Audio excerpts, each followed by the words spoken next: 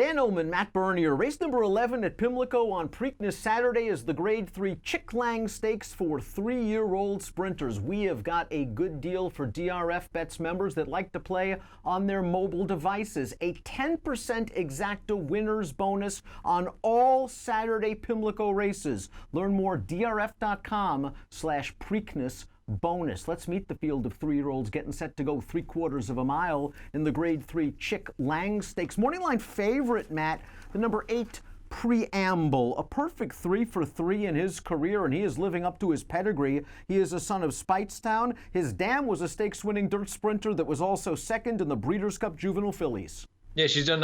This horse has done nothing wrong through 3 lifetime starts. He's an interesting case for me from a speed figure standpoint. You know, I've brought this up before.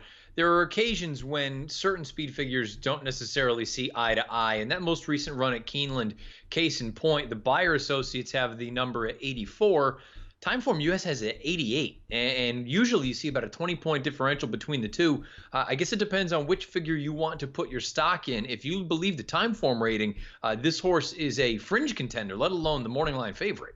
Looking at some of the other 7-furlong races at Keeneland on April the 6th, the 3-year-old maiden went 122-2. Maybe that horse is just simply a star, but it was over 2 full seconds faster than Preamble's win. And a couple of horses have come out of that race and they haven't done very well. So Preamble at 5-2 is a logical contender in this spot. I'm just not sure he has such an edge that I would want to take him as perhaps the favorite. Let's talk about Malpais. That's the number 3 who has won his last 2 starts, including a 2-turn stakes race at Charlestown. And he has just used his blazing speed to win his last couple of races. His dam was a stakes place dirt sprinter. And that Beyer here in 2 starts back, if he runs that, he's probably winning.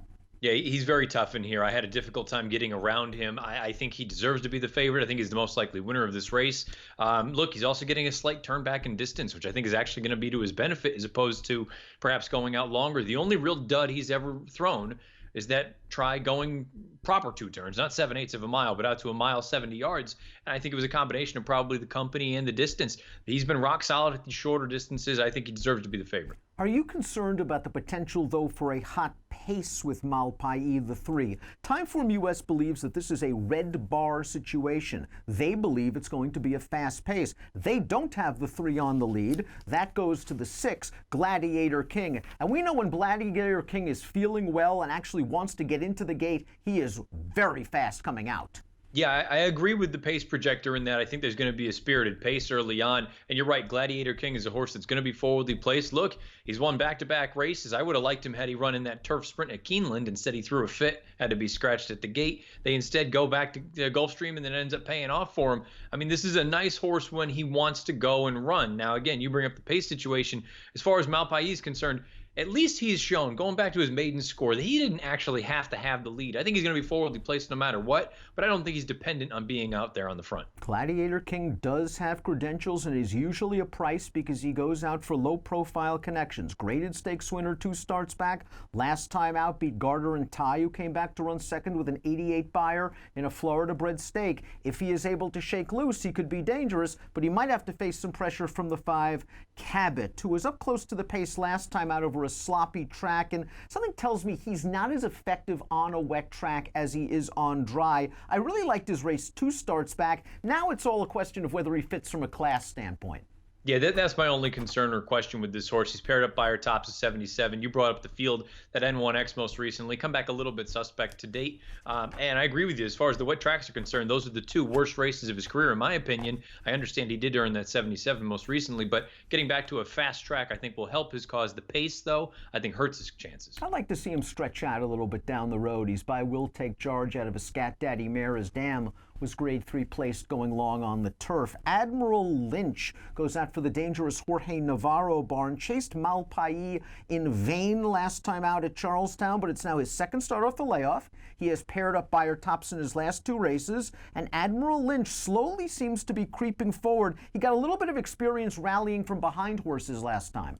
I think you can also make an argument that he's going to get an ideal setup in this spot. If you think those speeds are going to go, he should be able to tuck in just behind, beneath Javier, and then perhaps get first run on those horses that are going to come from a little farther out of it. I wouldn't fault anyone that looks at these connections and says he's got a big chance. The number 2, Still Dreaming, is a half-brother to Breeders' Cup Juvenile and Kentucky Derby winner Nyquist, and he just got up in the shadow of the wire to win a non-winners of 1 at 7 furlongs. Do you think this 6 furlongs is a little bit short for this horse, even with the fast pace expected, to set up his late rally?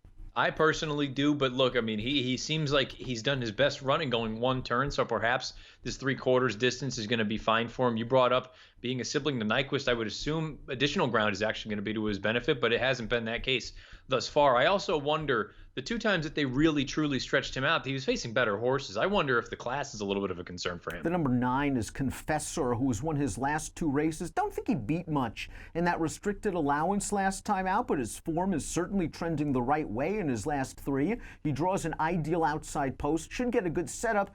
But as with several of the others in this race, he has to prove he belongs in the stakes ranks. Yeah, just needs to answer the class test. But like you say, he's in good form right now. He's going to be a big price. I wouldn't talk anyone off. Let's take a look at our top picks for the Grade 3 Chick Lang Stakes. I'm going to go with the number 7 Pyron in here. He is a perfect 2 for 2 for trainer Steve Asmussen. Won his debut over Fast Going. Last time out, he pressed the pace with 3 other horses early, put all of those horses away, took over the lead, was getting a little bit drifty in the lane, but maybe it was a little bit off the layoff, a little bit of the sloppy track. I think with a fast track, he gets an ideal trip. I think he's going to sit off of Gladiator King. I think he's going to sit off of Cabot, and I think he's going to get every chance to show what he can do.